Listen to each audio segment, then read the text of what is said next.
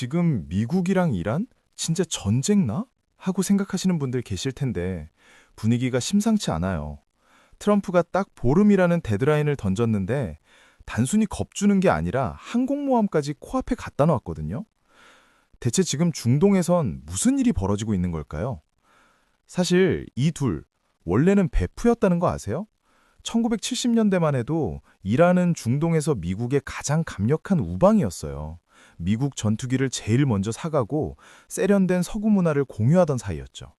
그런데 1979년 혁명 한 번에 혈명에서 주적으로 180도 바뀌어버린 겁니다. 도대체 1979년에 무슨 일이 있었길래 이랬을까요? 당시 이란은 친미 성향의 국왕 팔레비가 다스렸는데 서구화에 반대하고 이슬람 전통을 지키려는 혁명이 터진 거예요. 결국 국왕은 쫓겨나고 이슬람 지도자 호메이니가 정권을 잡으면서 미국을 대사탄이라 부르기 시작했죠. 결정타는 미국 대사관 인질 사건이었어요. 이란 대학생들이 테헤란의 미국 대사관을 점거해 444일 동안이나 외교관들을 가두었거든요. 미국인들에겐 이게 지울 수 없는 트라우마가 됐고 그때부터 두 나라는 돌아올 수 없는 강을 건너게 된 겁니다. 트럼프 대통령은 이 40년 묵은 지옥 같은 악연을 자기 대에서 완전히 끝내고 싶어 합니다. 과거의 대통령들은 이란에 매번 당했지만 나는 다르다는 걸 보여주고 싶은 거죠. 그래서 이번 15일의 통첩은 단순한 압박을 넘어 이란의 가장 아픈 곳을 정조준하고 있습니다. 그 아픈 곳이 바로 핵입니다. 트럼프가 보기에 과거의 트라우마를 가진 이란이 핵무기까지 손에 쥐는 건 절대 용납할 수 없는 시나리오거든요. 만약 이란이 핵을 가지면 중동 전체가 핵 화약고가 될 거고 이건 협상의 달인이라 자부하는 트럼프에게는 최악의 실패가 되는 셈이죠. 게다가 이 핵 문제는 우리 북한과도 소름 돋게 연결되어 있습니다. 이란과 북한은 미사일 기술을 주고받는 오랜 비즈니스 파트너거든요.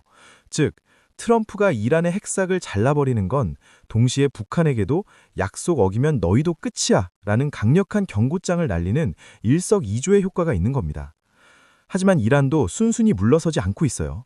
우릴 건드리면 전 세계 원유의 20%가 지나는 호르무즈 해협을 아예 봉쇄하겠다고 경고했죠.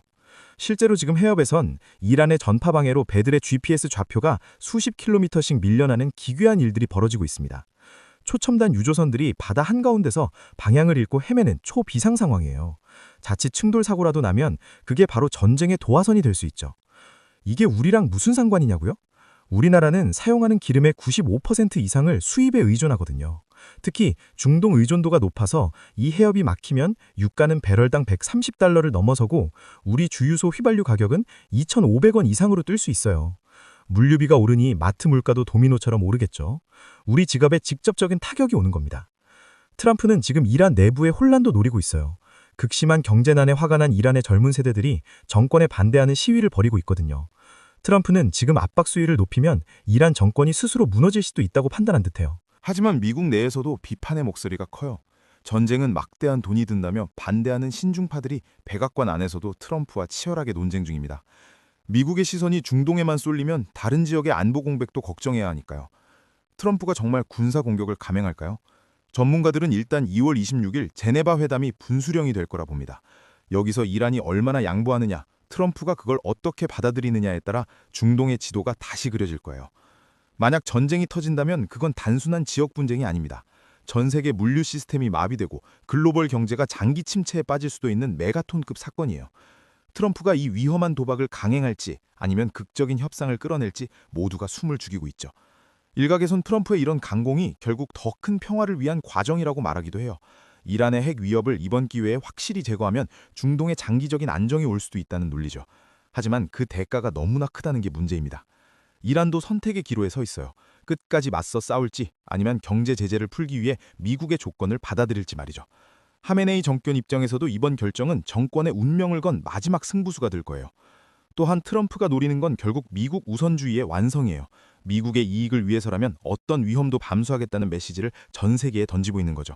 그 과정에서 우리 같은 동맹국들이 어떤 피해를 볼지에 대해서는 냉정할 정도로 철저합니다.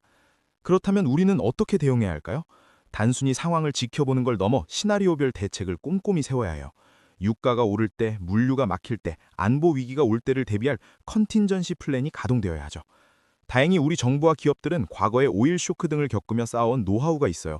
비축유 점검부터 대체 항로 확보까지 지금 이 순간에도 보이지 않는 곳에서 많은 사람이 최악의 상황을 막기 위해 뛰고 있습니다. 결국 2월 26일 그날의 협상장에 모든 눈이 쏠려 있습니다. 평화적인 합의가 이루어진다면 전 세계는 안도의 한숨을 내쉬겠지만 그렇지 않다면 우리는 한 번도 경험하지 못한 변동성의 시대를 맞이하게 될 거예요. 트럼프의 이 보름은 어쩌면 전 세계에 던지는 질문일지도 모릅니다. 당신들은 어느 편에 설 것인가, 그리고 다가올 벼마의 준비가 되었는가라고 말이죠. 힘의 논리가 지배하는 냉혹한 국제사회의 단면입니다. 이란 내부의 민심도 변수예요. 만약 전쟁이 터졌을 때 이란 국민들이 정권의 편에 설지 아니면 이 기회에 변화를 선택할지도 전쟁의 성패를 가를 중요한 포인트가 될 겁니다. 역사는 반복된다고 하죠. 40년 전 친구였던 두 나라가 원수가 된 것처럼 이번 사태가 또 어떤 새로운 역사를 만들어낼지 아무도 장담할 수 없습니다. 하지만 분명한 건 지금 이 순간이 그 역사적 전환점이라는 사실이에요.